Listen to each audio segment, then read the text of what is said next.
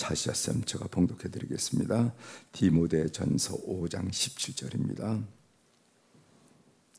잘 다스리는 장로들은 배나 존경할 자로 알되 말씀과 가르침에 수고하는 이들에게는 더욱 그리할 것이니라. 성경에 일렀으되 곡식을 밟아 떠오는 소의 입에 망을 씌우지 말라 하였고 또 일꾼이 그 삭슬 받는 것은 마땅하다 하였느니라. 장로에 대한 고발은 두세 증인이 없으면 받지 말 것이요 범죄한 자들을 모든 사람 앞에 꾸짖어 나머지 사람들로 두려워하게 하라. 하나님과 그리스도 예수와 택하심을 받은 천사들 앞에서 내가 엄히 명하노니 너는 편견이 없이 이것들을 지켜 아무 일도 불공평하게 하지 말며 아무에게나 경솔히 안수하지 말고 다른 사람의 죄에 간섭하지 말며 내 자신을 지켜 정결하게 하라. 이제부터는 물만 마시지 말고 내 위장과 자주 나는 병을 위하여는 포도주를 조금씩 쓰라. 어떤 사람들의 죄는 밝히 드러나 먼저 심판에 나아가고 어떤 사람들의 죄는 그 뒤를 따르나니 이와 같이 선행도 밝히 드러나고 그렇지 아니한 것도 숨길 수 없느니라. 아멘. 25절까지 함께 읽겠습니다.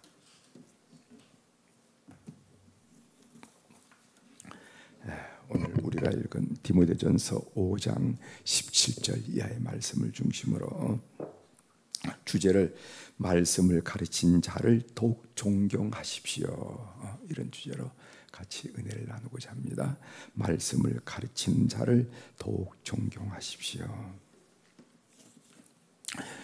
어제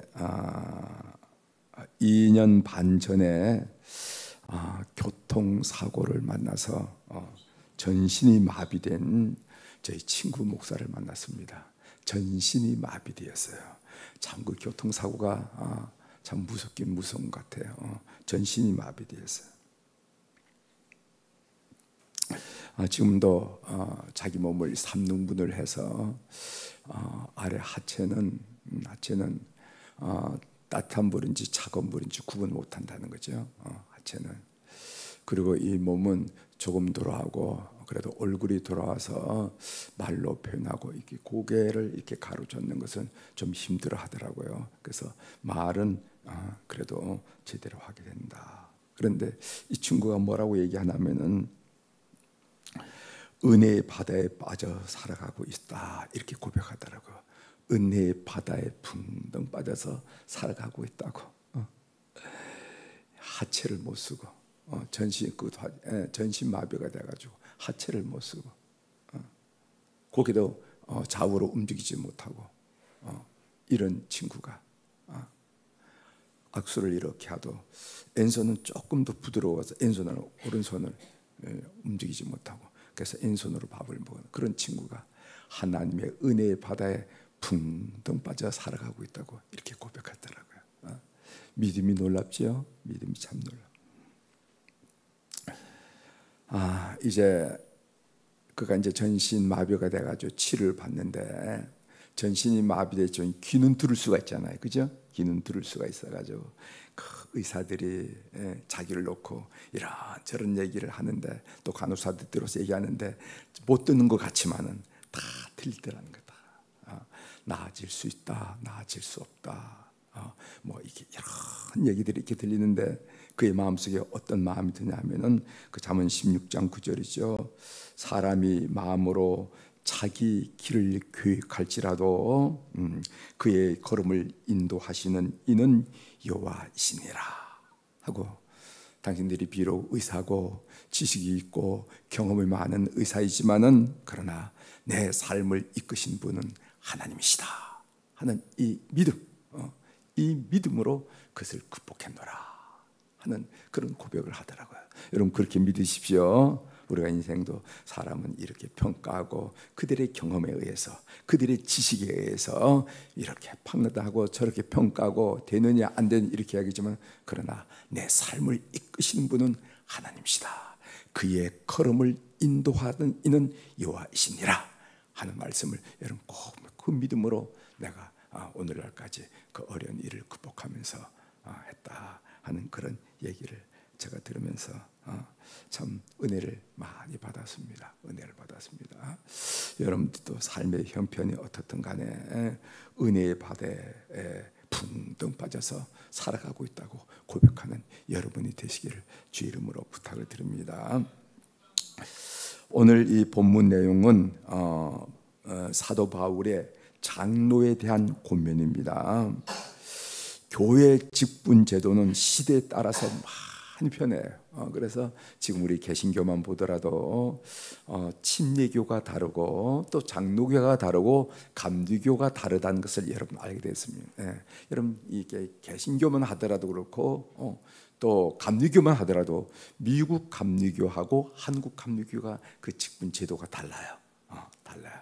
그래서 이 직분 제도는 상황에 따라서 사회적 환경에 따라서 다른 것을 우리가 인정하는데, 따라서 오늘 이 본문에 나오는 장로란 직분은 오늘날 교회를 섬기는 장로님들이라기보다는 목회자에 가까운 그런 직분이에요. 목회자에 가까운. 사도 바울은 장로에 대한 세 가지 주요 지침을 제시하는데, 첫 번째로는 장로들에게 적절한 보상을 제공하라 하는 말씀이 17절 18절에 나오죠. 17절 말씀 제가 읽어드리겠습니다. 잘 다스리는 장로들은 배나 존경할 자로 알되 말씀과 가르침에 수고하는 이들에게는 더욱 그리할 것이니라. 이렇게 써요. 배나 존경할 자로 알되, 이 말은 무슨 말 하면은 정신적으로 존경하고 물질적으로 지원하라. 이렇게 해서 배나 존경할 자로 알라. 이렇게 해서 또 두 번째로 지침이 뭐냐면은 장로들에 대한 비판과 징계는 이렇게 하라 하고 19절부터 21절에 나오는데, 19절에 보면은 장로에 대한 고발은 두세 증인이 없으면 받지 말 것이요. 20절 범죄한 자들을 모든 사람 앞에서 꾸짖어 나머지 사람들을 두려워하게 하라. 이렇게 써요. 범죄한 장로를 공개적으로 책망해서 다른 이들에게 경각심을 주라 하고 얘기를 하고 있습니다. 세 번째 지침은 뭐냐면은 장로 임명은 신중하게 해야 한다라는 말씀을 22절부터 25절에 나오죠. 22절 아무에게나 경솔히 안수하지 말고, 이렇게 해서 교회 지도자를 신중하게 선택할 것을 오늘 당부하는 말씀입니다. 저는 그 17절의 말씀에 좀 집중하려고 합니다. 잘 다스리는 장로들은 배나 존경할 자로 알되 말씀과 가르침에 수고하는 이들에게는 더욱 그리할 것이니라. 제가 60이 되면서 어느 순간 설교하는 이 자리가 행복한 자리다 하는 생각이 들더라고요. 그래서 그건 뭐 스스로 이런 생각을 해야지, 나이가 이 정도 됐으니까 그런 게 아니고 그냥 마치 이 밀물이 밀려오듯이 이런 감동이 확 밀려오더라고요.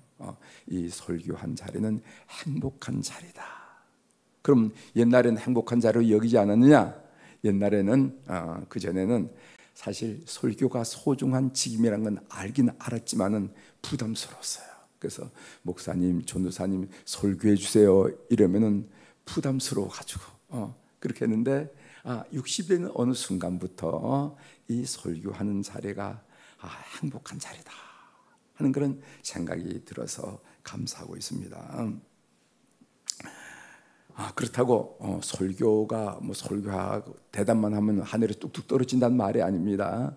저는 언변이 없어가지고 아주 설교문도 이렇게 다 쓰지 않으면은 했습니다 하고 종지부를 찍지 않으면 불안할 정도로 저는 그렇게 이제 원고 설교를 주로 이렇게 하고, 그래서 보통 주일 설교는 한 7페이지 한 4줄 정도. A4 용지, 그 다음에 이 새벽에는 주로 이렇게 쓰는데 한 3, 4페이지 정도 이렇게 써서 이렇게 말씀을 나누고 이렇게 합니다. 이 설교단은 이 대학 강단이 아닙니다. 대학 강단은 교수님이 배우고 경험하고 한 지식을 전달하면 그 대학 강단으로 충분합니다. 충분해요. 그러나 이 설교단은 지식 전달이 아니에요. 지식 전달해서 만족한 사람이 없습니다. 어떻게 되는가? 삶을 변화시키는 거. 이 설교를 듣는 회중들이 삶이 변화되는 그런 책임이 있기 때문에 이 설교단 참 어려운 자리예요. 그래서 한마디 한마디 성령님을 의지하지 않으면 안 되는 거. 그래서 언제든지 성령님을 의지해서 성령님과 더불어 함께 인정해드리고 성령님을 초청하고 또 성령이 없으리 기도하면서 이렇게 말씀을 나누고 있습니다. 아무튼 육시되는 어느 순간부터 이 설교를 행복한 자리로 늘 느끼고 있어요. 흔히 설교를 하나님의 말씀을 대언하는 것이라고 이렇게 정의하죠. 하나님의 말씀에 대언하는 것으로 이해하는데 저는 이 정의를 조금 구체적으로 이렇게 말하기를 좋아합니다. 설교란 무엇인가? 설교는 성경 말씀을 통해서 만난 하나님을 나의 언어로 증언하는 것, 이게 설교라는 거예요. 설교란 게 뭔가? 이 성경을 우리가 묵상하는 가운데 내가 만난 하나님을 나의 언어로 증언하는 것, 이것을 보고 설교라 그런다는 거죠. 우리가 구약 성경에 보면 역사서가 있습니다. 역대기 상하, 열왕기 상하, 다 사무엘 상하, 역사서의 범주 안에 들어가는데 역사서 그건 뭐냐면은 사가가 역사적 사실을 통해 만난 하나님을 사가의 언어로 증언했던 것이 바로 역사서예요. 신약의 복음서가 뭔가? 마태, 마가, 누가, 요한, 복음서라고 그러잖아요. 이 복음서가 뭔가?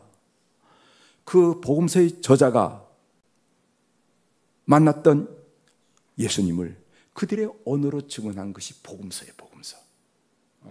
그래서 중요한 요소가 뭐냐면 그들이 만나는 것과 하고 그들의 언어가 참 중요하다는 것이죠. 그렇기 때문에 좋은 설교에는 세 가지 요소가 반드시 있어야 하고 우리 부목사님한테도 늘 얘기를 하고 또 속히 인도하시는 분들에게도 늘 얘기한 얘기가 그거예요. 첫 번째로는요, 이 설교에는 논리적인 요소가 반드시 들어가야 됩니다. 우리 인간은 인식 능력을 가졌기 때문에 논리적으로 설명하지 않으면 이해를 못해요. 그것이 뭐 3단 논법이 되든 기승전결이 되든 간에 아무튼 사고의 흐름에 매끄러워져야지 교우들이 잘 따라옵니다. 아무리 좋은 말을 한다 하더라도 이야기가 왔다 갔다 하면 교우들이 시선을 놓치게 돼요. 그래서 설교의 중요한 요소는 뭔가? 논리적이 돼요. 왜냐하면 우리 인간은 논리적 사고를 가진 존재이기 때문에 그 얘기가 논리적으로 매끄러울 때 교인들의 시선이 따라오고 따라온다 이 말이죠. 그래서 교인들을 잠자게 할 때는 언제 잠자냐면은 설교가 논리적이지 않을 때는 교인들이 자게 됩니다. 잊어버려서 놓치기 때문에. 그래서 설교는 좋은 말만 갖다 들어야 된다고 좋은 설교는 아니다 한 얘기야. 두 번째로는 이 구체적인 요소가 필요해요. 구체적인. 이 종교적 진리라는 것은 사변적이고 관념적이고 추상적이에요. 그렇지 않습니까? 종교적 진리는 설교가 사변적이고 추상적이고 감론적이면은 지식을 주는 즐거움을 함께 나눌 수 있을지 모르지만은 삶의 영향력을 주는 것은 아니라는 겁니다. 그래서 예수님은 이 하늘의 진리를 땅에서 살아가고 있는 인간의 삶에 영향을 주기 위해서 일상에 일어나는 일들을 비유로 잘 말씀하셨어요. 그래서 예수님의 말씀은 거의 비유의 말씀입니다. 천국은 마치 이와 같은 것이다 하면서 사람이 그 당시 살아가면서 경험했던 것들을 천국을 비유하면서 천국은 마치 이와 같은 것이다. 그러니까 그 말씀을 듣는 사람들이 그 추상적이고 관념적인 그 이야기를 천국은 바로 이런 것이다 하고 그들이 이해할 수 있다는 것입니다. 그래서 청중들의 예수님의 비유 말씀을 삶에 적용한 것을 성경에 볼 수가 있습니다. 그래서 저도 설교를 준비하는 데 있어서 이 설교를 구체화시키기 위해서 예화를 찾아내는데 많은 시간을 들이고 묵상을 많이 합니다. 그래서 좋은 예를 찾아내면 마치 보화를 발견한 것처럼 행복감을 느껴요. 여러분 한번 생각해 보십시오. 설교가 30분 정도 이렇게 설교하는데 여러분 마음속에 머릿속에 계속 남는 것이 뭔가? 여러분 설교 유해가 남아요. 뭐 본문 말씀 뭐를 했던가 잘 모르겠는데 그 목사님 그 얘기한 거 참 재밌고 아주 인상 깊게 들었다 할 때 인상 깊고 재밌게 들었다 하는 그 내용은 주로 예화입니다. 그 얘기를 듣고 우리 마음속에 간직하고 삶에 적용을 시키는 거예요. 그래서 그 예화를 잘 하는 것들이 굉장히 중요한데 이것은 사변적이고 추상적이고 관념적인 것을 설교를 우리가 이 실생활에 적용할 수 있도록 만드는 좋은 매개가 구체화시키는 것이 예화라 하는 것을 우리가 알게 됩니다. 그 다음에 설교는 세 번째로 이 고백적이 되어야 됩니다. 고백적. 설교는 조금 전에 말씀드렸듯이 지식 전달이 아닙니다. 그리고 설교는 그렇다고 하더군요 라고 되면 안 돼요. 설교는 내가 만난 하나님은 이런 분입니다. 내가 받은 은혜가 이것입니다. 내가 받은 축복이 이것입니다 라고 증언해야 돼요. 그래서 설교는 나의 고백이 되어야 됩니다. 이것을 보고 설교의 고백적 요소라 이렇게 얘기할 수 있죠. 이 세 가지 요소를 그림으로 그린다면 이렇게 되는 겁니다. 여러분 보십시오. 머리는 뭐냐 하면은 머리는 논리적으로 이해시켜야 할 부분이에요. 논리성. 그 다음에 가슴은 뜨겁게 해야 되는데 가슴을 뜨겁게 하려면 고백적이 돼야 됩니다. 고백적. 내가 만난 하나님은, 내가 받은 은혜는, 나에게 주신 말씀은 이렇게 나가야 가슴에 영향을 줘요. 그 다음에 손과 발이 움직여야 되는데 손과 발을 움직여 살아내도록 해야 되는데 이건 구체적이에요. 그래서 머리는 논리를 이해시켜야 되고 논리적으로 이해시켜야 되고 가슴은 고백적으로 영향을 줘야 되고 손과 발을 통해서 삶에 적용하도록 살아갈 수 있도록 만드는 것이 그 간단히 20-30분에 전개되는 설교라 하는 것을 알았습니다. 저는 어떤 설교일지라도 귀담아 들으려고 애를 씁니다. 그래서 항상 기록할 준비를 해요. 뭐 여러분들도 마찬가지겠지만 항상 볼펜을 이렇게 꽂고 다니면서 설교를 어느 분이 하더라도 하는데 이렇게 메모지가 없으면은요, 둘러본 메모지가 없으면은 순서지 이면에다가라도 이렇게 꼭 이렇게 메모를 하려고 합니다. 이유가 있습니다. 왜냐하면은 그 설교에는 하나님께서 내게 말씀하신 하나님의 음성이 반드시 있다는 거예요. 반드시 있다는 거예요. 그분을 거기에 세우고 내가 그 자리에 앉게 된 거 이게 우연이 아니라는 거예요. 마르틴 루터 같은 경우에는 하늘에서 떨어지는 어제도 빗방울이 떨어지지만 그 수천 수만 개의 빗방울조차도 다 하나님의 섭리라고 말했는데 저분이 저 자리에서 설교하는 것도 내가 이 자리에 앉은 것도 이게 우연이 아니다. 그렇기 때문에 그 설교자를 통해서 반드시 나에게 하는 말씀이 있다 하고 기대감을 가지기 때문에 볼펜을 꺼내놓고 메모지를 꺼내놓고 듣는 거예요. 그래서 말씀이 있으면 은혜 받은 말씀을 적어서 때때로 여러분들께도 나누기도 하고 이런 거 여러분 경험. 두 번째로는 저는 이 설교자로서 이 설교자의 수고를 알기 때문입니다. 저분이 능력이 있던 능력이 없던 설교적 재능이 있던 재능이 없던 관계없이 하늘에서 뭐가 뚝 떨어진 걸 가지고 증언할 수는 없다는 겁니다. 그러니까 이걸 가지고 고민을 했을 테니까 이것은 바로 이 설교자의 수고가 있기 때문에 우리가 그 말씀을 경청할 이유가 있다 이렇게 하는 것입니다. 여러분 삶의 적용으로 제가 두 가지 말씀을 여러분들 신앙생활에 부탁을 드리려고 하는데 하나는 설교를 들 때 늘 기대하는 여러분 되시길 바랍니다. 이 태도가 참 중요해요. 왜냐하면 여러분께 말씀하시는 하나님의 음성이 그 설교 중에 반드시 있기 때문에 때로는 위로의 말씀으로, 때로는 권면의 말씀으로, 때로는 희망을 주는 말씀으로, 때로는 비전의 말씀으로 반드시 있게 되죠. 반드시.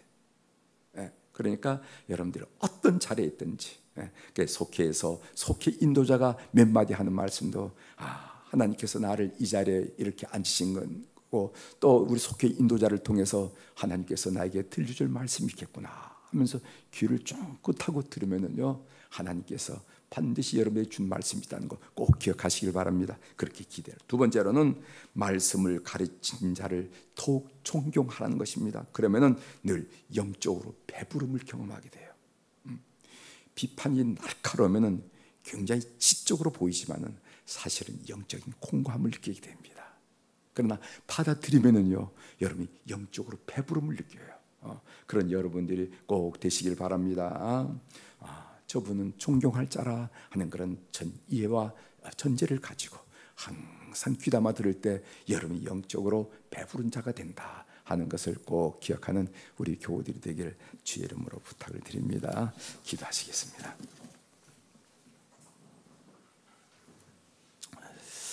하나님 아버지, 바울 사도께서 영적인 아들 디모데를 교육하는 가운데 장로들을 배나 존경하되 말씀을 가르친 자들에 대한 관심을 기울일 것을 오늘 말씀하신 내용을 함께 나눌 수 있도록 도와주시오니 감사합니다. 하나님, 우리는 하루 세끼 육신의 양식만 먹고 사는 것이 아니라 영적인 양식, 영적인 만족감, 영적인 배부름을 경험해야 되는데, 이 일을 위해서 우리 모든 교우들 하여금 어떤 자리에 있든지 저 설교자를 통해서 하나님이 나에게 권면하시고 위로하시고 용기 주시고 비전 주시는 말씀을 분명히 담고 계신다 하는 그런 기대를 가지고 늘 그런데 임할 수 있는 저희들 되게 도와주시고, 그리고 또 말씀을 전한 이가 저기에는 저 사람의 수고가 있다는 것을 알고 배나 존경함으로 말미암아 우리가 인생을 살아가면서 배고픔을 느끼지 않고 영적 배부름 가운데 승리하는 교우들이 다 될 수 있도록 우리 하나님 역사하여 주옵소서. 오늘 또 우리 사랑 교우들이 귀한 물질을 주님 앞에 올려드리며 이 새벽을 풍성하게 도와주시오니 하나님 감사합니다. 하나님, 사연이 있는 물질입니다. 이 물질에는 우리의 정성, 주님을 향한 사랑, 주님을 향한 섬김, 우리의 잠 못 이루는 밤, 애씀, 모든 땀, 이런 일들이 녹아있는 사연이 있는 물질이 오니 이 헌금을 주께서 크게 연락하시고 우리 삶 속에 개입하시는 하나님의 은혜를 늘 경험할 수 있도록 은총을 베풀어 주옵소서. 어떤 상황에 처했든지 저는 하나님의 은혜의 바다에 붕붕 빠져 살고 있습니다. 그 은혜가 얼마나 만극한지 그 은혜의 바다에 붕붕 빠져 살고 있습니다. 고백하기에 부족함이 없는 물질로 주께서 연락하여 주시옵소서.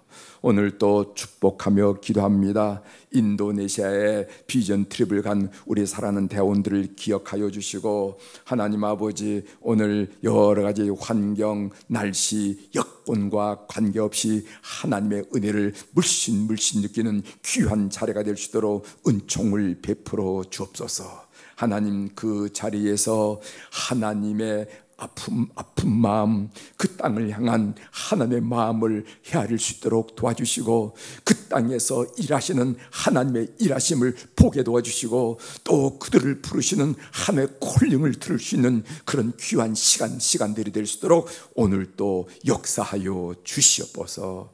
오늘 또 안전하게 하시고 건강하게 하시고, 그리고 또 의미 있게 하셔서 하나님 그들의 이번 비전 트립이 감사도록 도와주시옵소서. 하나님, 여름철 이제 행사들을 진행하고 지금 영아 유아 유치부가 이제 진행이 되고 있습니다. 유초등부, 중고등부, 청년부, 성육원 성육보육원 성김의 행사, 전교인 수련회, 그리고 아랍인들을 위한 보령 캠프, 이 모든 일에 주님 개입하여 주셔서 은혜 중에 은혜를 늘 고백할 수 있도록 역사하여 주시옵소서. 여름철 뜨거운 열기에 온 만물이 장성하는 것처럼, 성장하는 것처럼 우리를 또 이번 기회를 통하여 믿음이 성장하고 견고해지는 하나님의 사람으로 세움받을 수 있도록 역사하여 주시옵소서. 가르친 자들에게 갑절의 은혜를 허락하시고 배우는 자들에게 큰 역사를 하셔서 두 마디의 말도 아니고 한 마디의 말씀으로 그들의 인생이 변화되는 것을 경험하면 이번 여름철 행사가 될 수 있도록 주께서 은혜를 베풀어 주옵소서. 오늘 또 하늘의 주권과 땅의 주권을 가진 우리 주님의 권세 있는 이름으로 이 새벽에 선언합니다.